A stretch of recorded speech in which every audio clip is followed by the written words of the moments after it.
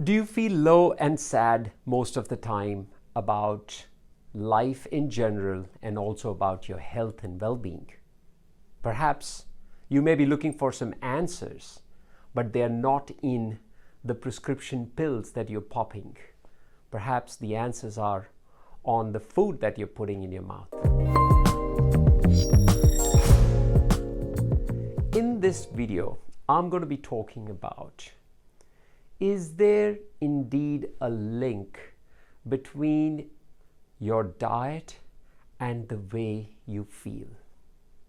See, as a medical practitioner for now over 2.5 decades, I have been seeing patients who come to me with lists of problems, and all of them are manifesting with either weight issues, gut issues, and there are multitude of other problems such as hormonal problems, diabetes, and very importantly, mental health issues that are beginning to set in.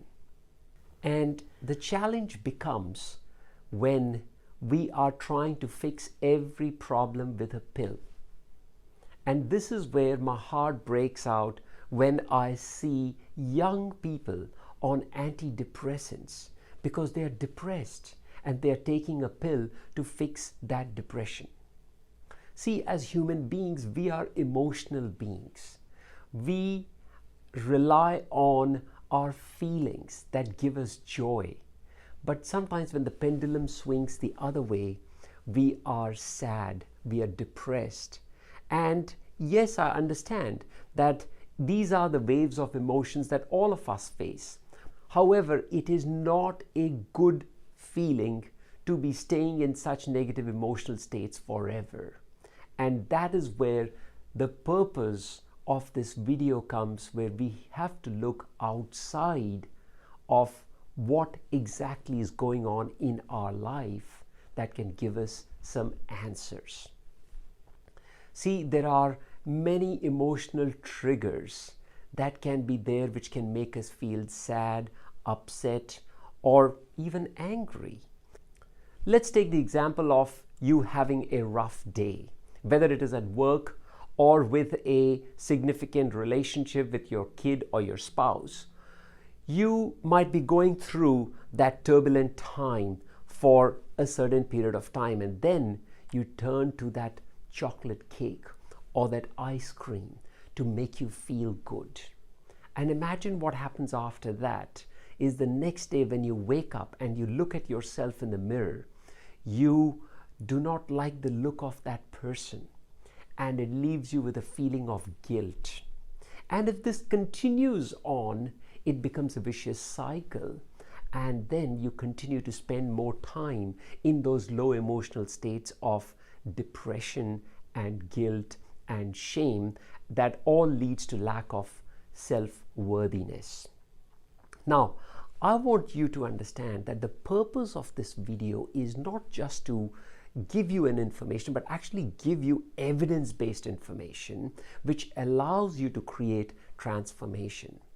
See, in my research for this video, I came across studies that actually showed that it's not just the diet and the link with your emotional states, it is how powerful that link is.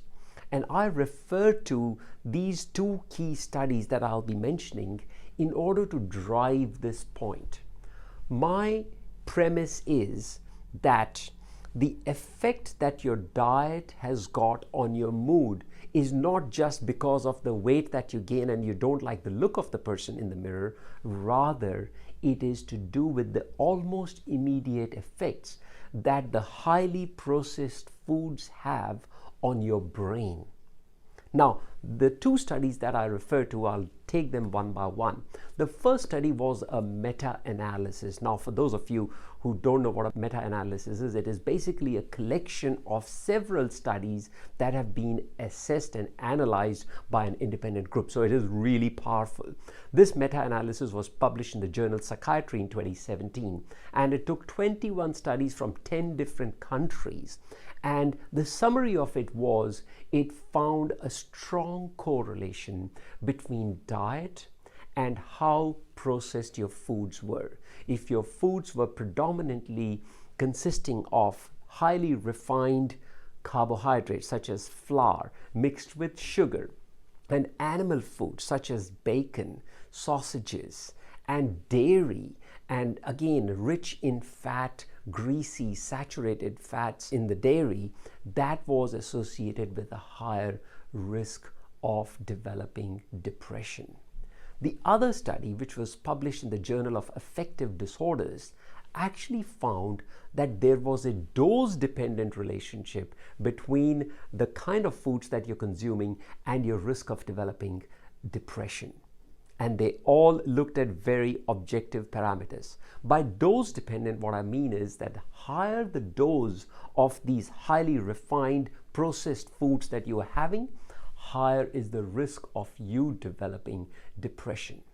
So it would not be incorrect to say that the standard American or Australian diet, as popularly called the SAD diet, was indeed having the potential to make you feel sad. And the basis of all of this is neuroinflammation, which is a technical word to say that you develop inflammation in your brain.